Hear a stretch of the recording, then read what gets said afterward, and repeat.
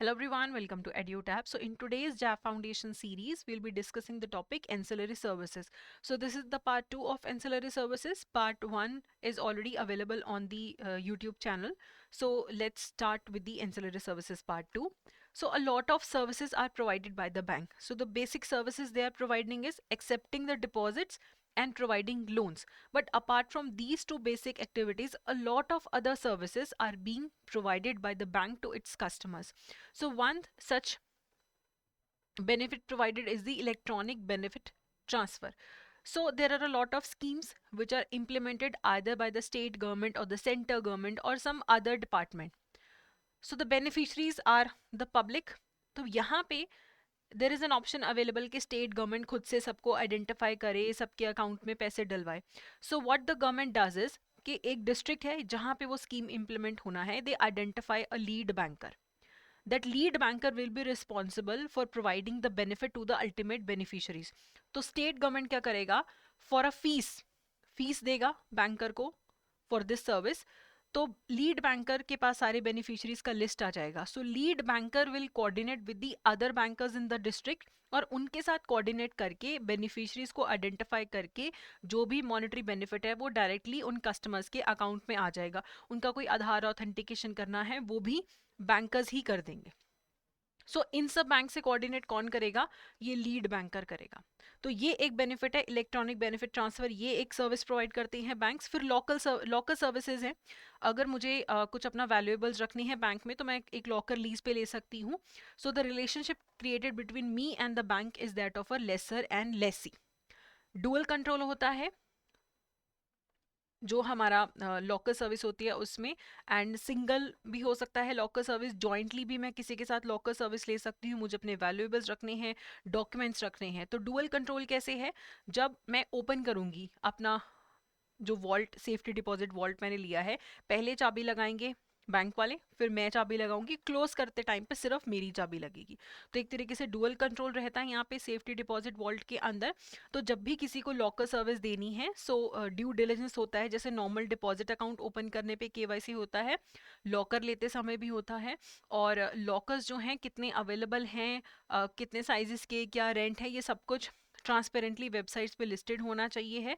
जो model locker agreement है IBA का, उसके हिसाब से बैंक्स लॉकर्स प्रोवाइड करते हैं. और बैंक्स चाहें तो term deposit as a security ले सकते हैं.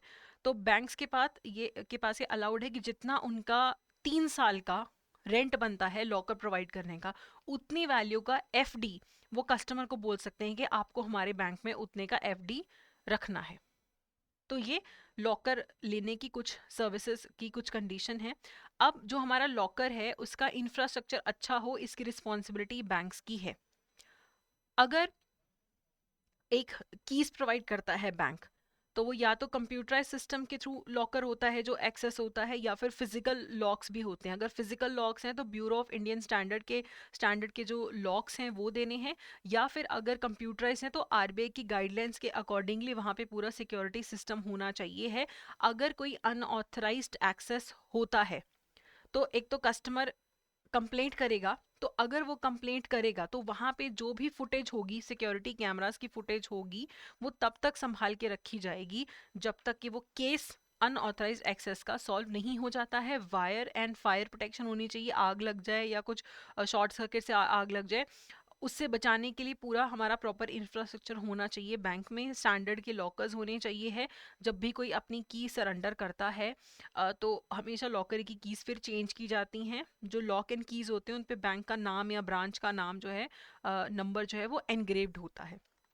उसके बाद जब भी लॉकर का एक्सेस प्रोवाइड करना है तो जिसके नाम पे लॉकर है वो, अगर जॉइंट अकाउंट है तो जॉइंट अकाउंट के मैंडेट के हिसाब से लॉकर एक्सेस करने दिया जाता है.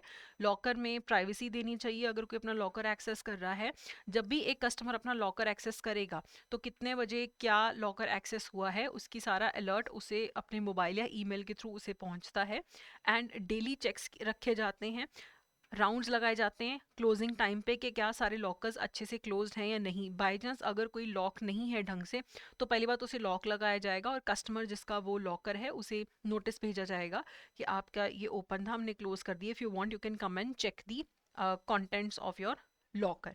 और जो भी लॉकर में ऑपरेशंस होते हैं कोर बैंकिंग सॉल्यूशंस के थ्रू सबका डेटा सेव किया जाता है कि किसने कब लॉकर को एक्सेस किया था। उसके बाद क्या मैं अपने लॉकर के लिए किसी को नॉमिनेट कर सकती हूँ कि अगर बाय चांस मेरी डेथ हो जाए तो मेरे बाद लॉकर किसको मिलेगा एक्सेस करना।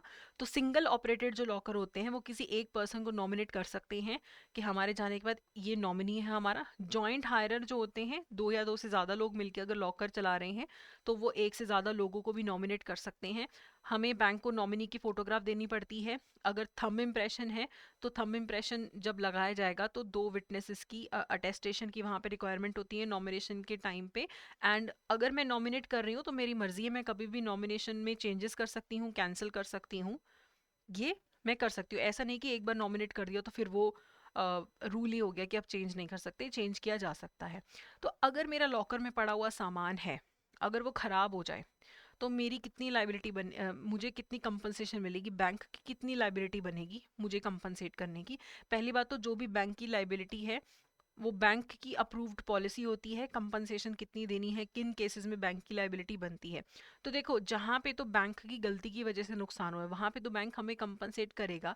लेकिन जहाँ पे एक्ट ऑफ गॉड है या कोई नेचुरल कैलेमिटी है, अर्थक्वेक आ गया, फ्लड आ गया, जिसमें बैंक कुछ नहीं कर सकता था, वहाँ पे बैंक लायबल नहीं है। जहाँ पे बैंक की गलती है, जैसे थेफ्ट हो गया, रॉबरी हो गई। थेफ्ट रॉबरी होने का क्या मतलब है, बैंक का सिक्योरिटी सिस्टम वीक था। वहाँ पे 100 टाइम्स ऑफ द जो रेंट है, एनुअल रेंट जितना है, मान लो एनुअल रेंट 10,000 है, उसका 100 टाइम्स मुझे कंपनसेशन मिलेगा अगर बैंक की गलती हो तो। ओके उसके बाद और कौन सी सर्विसेज बैंक प्रोवाइड करते हैं, कस्टोडियल सर्विसेज प्रोवाइड करते हैं। बहुत सारे mutual fund managers, investment managers, retirement plans जो मैनेज करते हैं, इंश्योरेंस कंपनीज जो हैं वो बैंक से कस्टोडियल सर्विसेज लेते हैं। बहुत सारे सिक्योरिटीज़ हैं जो बैंक के पास रखी जाती हैं सेफ कीपिंग के लिए कि हमसे गुम ना जाए, ये डॉक्यूमेंट्स ना गुम जाए, इन्फॉर्मेशन ना गुम जाए। तो किसकी सेफ कस्टडी में रखवाई जा सकती हैं, बैंक की कस्टडी में, जिसके लिए बैंक हमेशा कुछ ना कुछ सर्विसेज लेता है। कोई सिक्योरिटीज़ हैं, कोई कैश रखवाने हैं, आप बैंक के पास रखवा सकते हो। बड़ी बड़ी कंपनीज ऐसी सर्विसेज लेती हैं बैंक से। उसके बाद है पोर्टफोलियो मैनेजमेंट। तो अगर मेरे पास पैसे हैं और मुझे इन्वेस्ट करना है तो मैं मल्टीपल ऑप्शंस में कर सकती हूँ। मैं स्टॉक्स में इन्वेस्ट कर सकती हूँ, बॉन्ड्स में कर सकती हूँ, एफडी करवा सकती हूँ, कुछ पैसे सेविंग्स अकाउंट में रख सकती हूँ।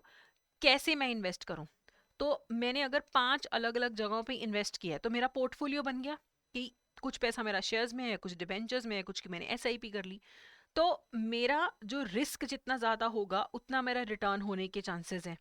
तो जब भी मुझे पोर्टफोलियो अपना बनाना होता है तो मुझे ये देखना है कि कितना रिस्क मैं लेना चाहती हूँ, कितना मुझे रिटर्न चाहिए है, मुझे लिक्विडिटी कितनी चाहिए। क्योंकि कुछ जगहों में ऐसे इन्वेस्टमेंट होती है कि वो लॉक इन पीरियड हो जाता है, फिर मैं वो एक्सेस नहीं कर पाती।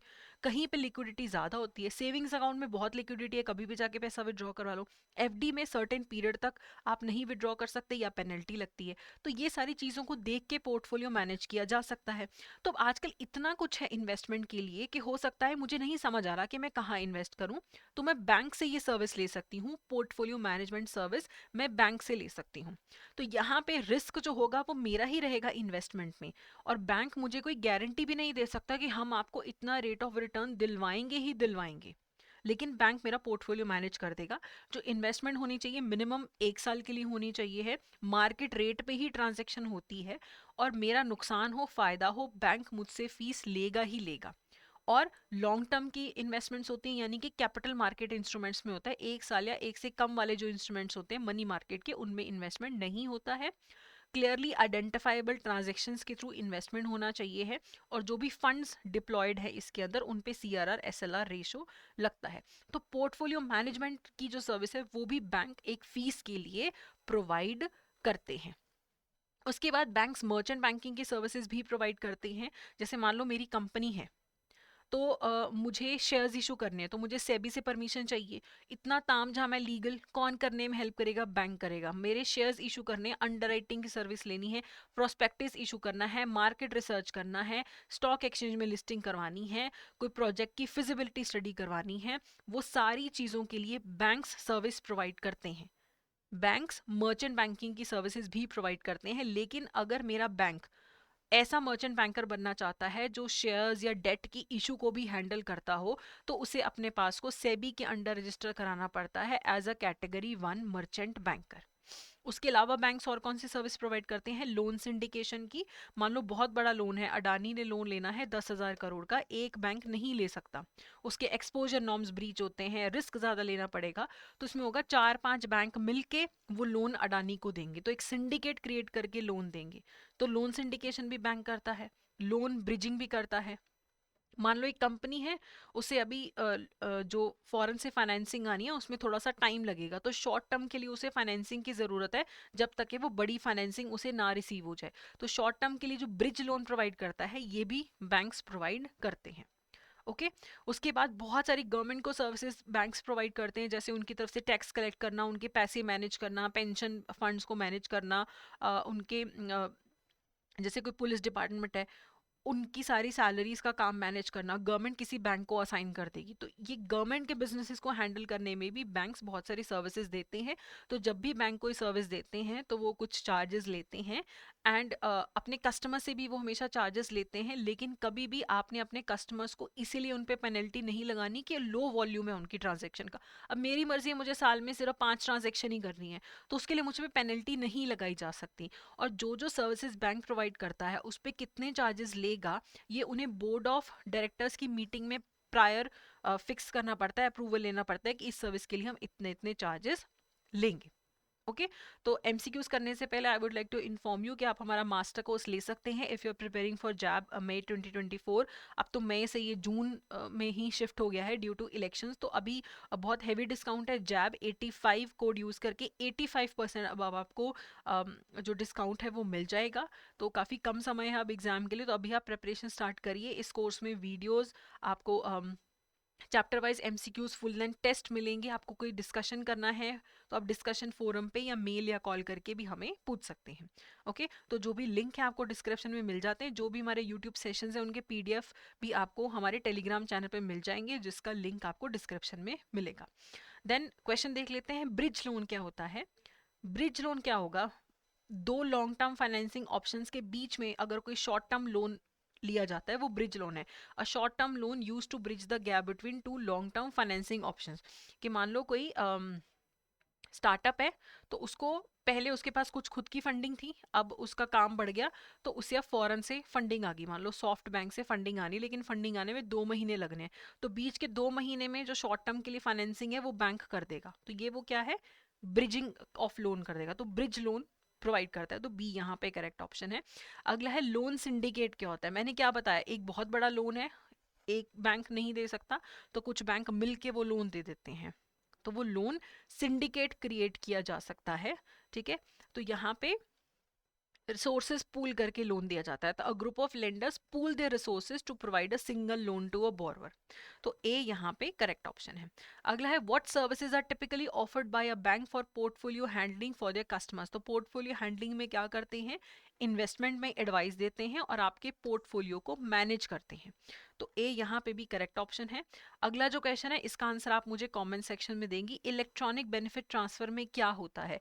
A system for transferring funds electronically between banks, technology used for transferring benefits such as cash assistance electronically to recipients, a method of electronic payment exclusively for online shopping, a type of electronic currency used in specific regions for government transactions।